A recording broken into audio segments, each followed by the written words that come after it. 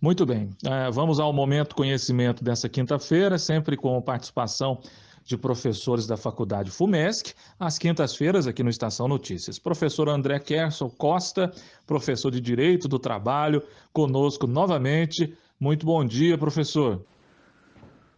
Bom dia, Erivelto. Bom dia a todos os ouvintes da rádio. Prazer estar aqui novamente. Estamos ainda atravessando esse momento de pandemia, né? E viemos aqui para falar de novo das medidas trabalhistas para enfrentamento dessa pandemia que insiste em não passar. E por conta disso, o governo federal editou novas medidas provisórias para tentar aí minimizar esses problemas que a gente tem enfrentado em relação à pandemia. E é disso que eu quero falar hoje. Certo, professor André. E que medidas são essas? Muito bem, Erivelto. Então, que medidas são essas, né? No dia 28/4, né, o governo federal publicou essas medidas provisórias para tentar auxiliar as empresas, os trabalhadores, para superar essa crise sanitária no âmbito trabalhista. Então, basicamente, nós estamos falando aí da medida provisória 1045 de 2021 e 1044 do mesmo ano, que são importantíssimas para a gente tentar minimizar as questões relativas a empregado e empregador. Iniciando ainda o momento conhecimento dessa quinta-feira com o professor André. Professor, o que cada uma delas traz de novidades? Muito bem, vamos lá. A primeira, que é a 1045 de 2021, ela institui aí o novo Programa Emergencial de Manutenção do Emprego e da Renda, nos moldes bem parecidos do ano passado, a 936 de 2020, que inclusive, Erivelto e ouvintes, foi convertida na Lei 14.020 de 2020. Quais são os objetivos dela? Preservar um emprego e principalmente a renda dos trabalhadores, e garantindo então que haja uma continuidade das atividades laborais. O que mais, pessoal? Essa medida ela tem prazo de 120 dias e vigência imediata. Esse benefício emergencial, que foi apelidado aí de BEM, né? Benefício emergencial de manutenção do emprego e da renda, ele propõe uma redução proporcional da jornada de trabalho e de salário também, com uma suspensão temporária do seu contrato. Ele vai ser custeado pela União e operacionalizado pelo Ministério da Economia. Vejam que interessante, foi aberto crédito de quase 10 bilhões de reais no orçamento de 2021. Essa medida provisória, 1045, né, ela traz alguns benefícios, como as empresas elas podem reduzir proporcionalmente a jornada de trabalho e salário dos seus empregados, de forma setorial, de forma parcial ou até na totalidade. Por qual período? Pelo período de 120 dias. E essas reduções, quais espécies elas são? A redução pode ser, preste atenção, 25, 50 ou até 70%. E vejam que interessante, nos casos de redução de jornada e salário, o bem, esse benefício, ele é calculado com base no valor do seguro-desemprego, a que o trabalhador teria direito em caso de dispensa em justa causa. Hoje, esse seguro-desemprego ele varia de R$ 1.100 até R$ 1.900. Então vejam, como que há esse cálculo? Ele vai ser de acordo com a sua redução. Se você tiver uma redução de 25% da jornada, haverá uma redução no seu salário de 25% de acordo com o valor do seguro-desemprego, de 50% mesmo até 70%. Nós estamos conversando aqui com o professor André Kerson, da FUMESC, nessa quinta-feira. Tema bem interessante, as novas medidas provisórias trabalhistas para o enfrentamento da Covid. Tem uma pergunta aqui que eu acho que é importante nesse momento, professor. Se a empresa suspender totalmente o contrato de trabalho, né, do empregado, como é que fica essa situação? Pergunta muito interessante. E então, se a empresa opta pela suspensão total do contrato de trabalho? Nesse caso, vejam que interessante. Nesse caso, o bem, esse benefício, ele será equivalente a 100% de seguro-desemprego. Aqui o trabalhador, como eu dizia, teria direito em caso de demissão sem justa causa. Lembrando que isso se aplica para empresas com receita bruta de até 4,8 milhões em 2019, ou de 70% de seguro-desemprego para empresas com receita bruta superior a 4,8 milhões em 2019. Empregadores desse porte superior, eles são obrigados a pagar 30% do empregado enquanto ele estiver com o contrato suspenso a título de ajuda compensatória. Ou seja, o governo arca com uma parte e o empregador arca com outra. Outra coisa interessante que vale a gente pontuar é que essa medida provisória, ela também define os tipos de acordo que pode estabelecer a redução de jornada e salário, ou, como eu dizia, a suspensão do contrato de trabalho. Vejam só, os trabalhadores com salário de até R$ 3.300 ou superior a R$ 12.867, que equivale a 2 vezes o maior teto de benefício do INSS, podem ser incluídos no programa por meio de acordo individual escrito, acordo coletivo ou negociação coletiva. Para os demais empregados, a inclusão no programa depende exclusivamente de acordo coletivo ou convenção coletiva, ou seja, não dá para fazer por acordo individual escrito. Ou seja, há necessidade obrigatória, isso é muito importante a gente frisar para que as empresas não tomem atitudes erradas, né? Que haja uma negociação coletiva com o sindicato da categoria. E com 2 exceções. No caso de redução de jornada e salário até 25%, e se o trabalhador com redução de jornada e salário ou suspensão do contrato não sofrer redução na remuneração total que recebe por mês. Considerando aí, né, pessoal, a soma do salário pago pela empresa, o bem e a ajuda compensatória mensal, de acordo com cada caso. Tem que fazer uma continha, né? Melhor você, empresa, e você, empregado, conversar com o seu patrão, né? Você, empregador, fale com o seu advogado, né? Releiam a medida provisória para que vocês façam tudo dentro da norma. É uma norma benéfica que visa ajudar as empresas a não quebrarem, né? Não é uma ajuda tão vultuosa assim, mas ela injeta um pouco de capital no mercado e permite que as empresas tenham um certo fôlego por enquanto. Professor André, vamos falar um pouquinho de prazos, né, para quem está acompanhando agora o nosso programa, dentro desse tema importante aqui dessa quinta-feira, do Momento Conhecimento. Tem prazos e procedimentos para a pessoa optar por esse programa? Muito bem, né, Erivelto? Como tudo na vida, existem prazos e procedimentos para serem respeitados. Então, os atos que são necessários aí para pactuação, para finalização desses acordos individuais escritos, eles podem ser realizados tanto pelo meio físico quanto pelo meio eletrônico. E esses acordos devem ser encaminhados ao trabalhador com antecedência mínima de 2 dias corridos antes do início da sua vigência, da opção pela sua vigência. Então, tanto nos casos de redução quanto de suspensão, a empresa deve informar o Ministério da Economia no prazo de 10 dias a partir da celebração do acordo para o pagamento desse benefício bem. Ressalvando, pessoal, que o recebimento do benefício não impedirá a concessão e não alterará o valor do seguro-desemprego a que o empregado vier a ter direito em caso de eventual dispensa futura. Ou seja, uma coisa não elide outra, ok? Outra questão importante que a gente deve falar aqui para o nosso ouvinte: o benefício emergencial não poderá ser pago a empregado que esteja ocupando cargo ou emprego público ou cargo em comissão de livre nomeação e exoneração, ou ser titular de mandato eletivo.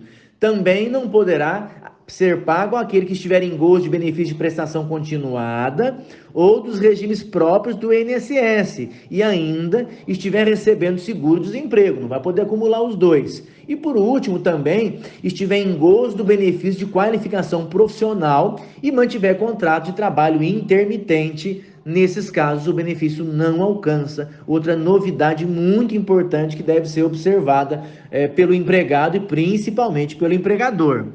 E aí? E por outro lado, o que mais que a gente pode falar disso?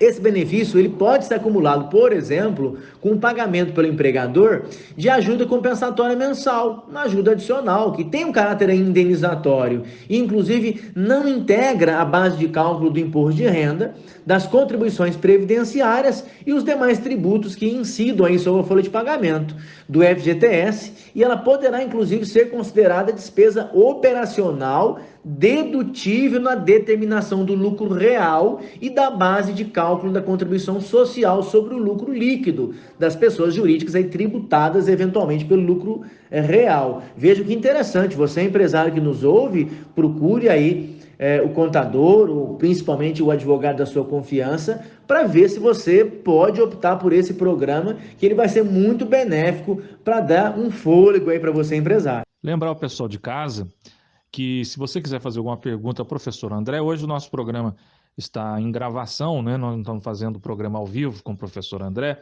Mas se você tiver alguma pergunta, alguma dúvida sobre esse tema, é só encaminhar para a gente aqui no nosso WhatsApp, no 999219705, e a gente encaminha para o professor André e depois você de casa vai receber aí a sua resposta sem nenhum problema. Professor, quem receber esse benefício, ele tem alguma garantia de emprego? Como é que fica nesse caso, garantia de emprego? Muito bem, outra questão interessante, né? Todo trabalhador aí que receber esse bem, ele tem garantia provisória no emprego. E qual período? Ela ocorre durante o período acordado de redução ou de suspensão e após o restabelecimento da jornada e do salário ou do encerramento da suspensão temporária do contrato. Esse período ele vai ser equivalente ao acordado para redução ou suspensão. Ou seja, você optante por esse tipo de benefício, que você vai acabar ganhando um pouco menos, né? Você tem aí a contrapartida de uma garantia provisória, pequenina, mas uma garantia de emprego quando você retorna às suas atividades. Muito bem, já caminhando aqui praticamente no finalzinho já do nosso quadro, né, do programa dessa quinta-feira, já agradecendo o professor André por mais uma vez nos atender, né? Nesse tema bem interessante, as novas medidas provisórias trabalhistas dentro do enfrentamento da Covid-19. Mas eu deixo mais uma pergunta aqui antes da gente terminar, professor. Além desses benefícios, houve outras alterações provisórias trabalhistas também? Muito bem, houve sim. A próxima alteração muito importante na vida de todos os trabalhadores está prevista aí na MP 1046, também de 2021. Já essa MP, essa medida provisória, ela traz outras circunstâncias. Qual que é o objetivo dela? O objetivo dela é a flexibilização de algumas regras trabalhistas, ou seja, a alteração parcial e provisória de algumas regras trabalhistas. Vamos a ela, né? Primeiro, novamente deixando claro que ela tem um período de vigência de 120 dias. E quais são essas regras, então, que provisórias trouxeram modificação ou trarão modificação? São muito semelhantes às medidas provisórias de 2020, do ano passado. Primeira, a opção pelo teletrabalho, dispensada a realização do acordo individual, ou coletivo para alterar esse regime. Redução aí do prazo para alteração do regime com notificação apenas de 48 horas por escrito ou meio eletrônico. Outra situação muito benéfica também, pelo menos para a empresa, e ajuda também o empregado no distanciamento social, é a antecipação das férias individuais. Ou seja, o aviso de férias ele foi reduzido para 48 horas e pode ocorrer por escrito também por meio eletrônico. Essas férias antecipadas, elas não poderão ser gozadas em períodos inferiores a 5 dias corridos e poderão ser concedidas por ato do empregador, ainda que o período aquisitivo a elas não tenha transcorrido. É um adiantamento de férias, né, pessoal? Você tem umas férias aí antecipadas, tá? Ainda sobre as férias, pessoal, vejam, os trabalhadores que pertencem aí ao grupo de risco, eles são priorizados para o grupo de férias. Então, aquelas áreas de saúde são as que mais serão afetadas, se possível, obviamente, com esse adiantamento de férias ou qualquer outra área que seja relacionada a um grupo de risco. A área de saúde, claro, ela vai ser privilegiada se existe alguma comorbidade. Aquela pessoa tem que ser afastada pela comorbidade, pelo risco da atividade. Mas também aquele pessoal que não está na área de saúde, mas ele tem alguma comorbidade, ele tem alguma situação que faz com que ele esteja no grupo de risco, idade avançada e não vacinou, ou então idade que não contempla vacina ainda, mas ele tem comorbidades, não conseguiu vacinar. Então, mais uma forma de tentar proteger o empregado.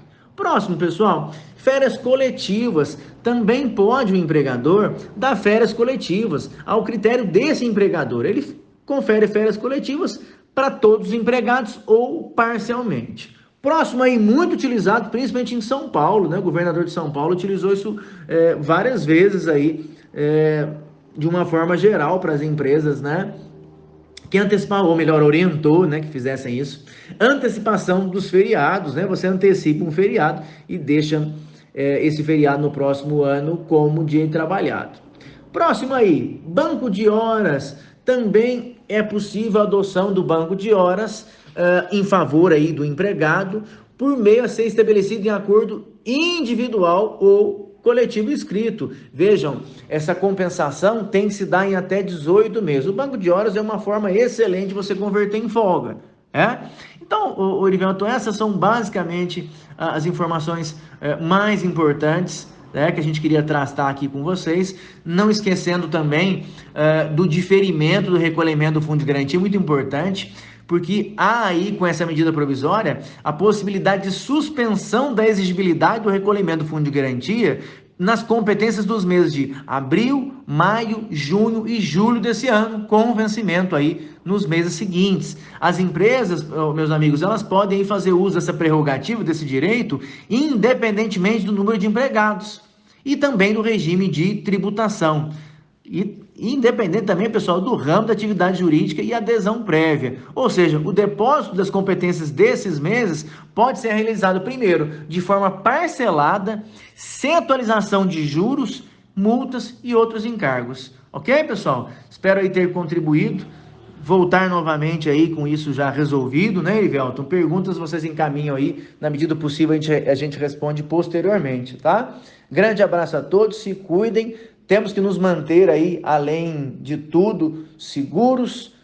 Quem puder ficar em casa, fique, né? Quem puder manter o distanciamento social, ainda é muito importante, até que a vacina consiga atingir o maior número de pessoas. E eu estou sabendo que em Machado nós temos vários casos aí aumentando, o que é preocupante. Na minha cidade também, Pouso Alegre, o número de UTIs também está com uma ocupação muito preocupante. Mas tenho fé e tenho certeza que vamos sair dessa, ok?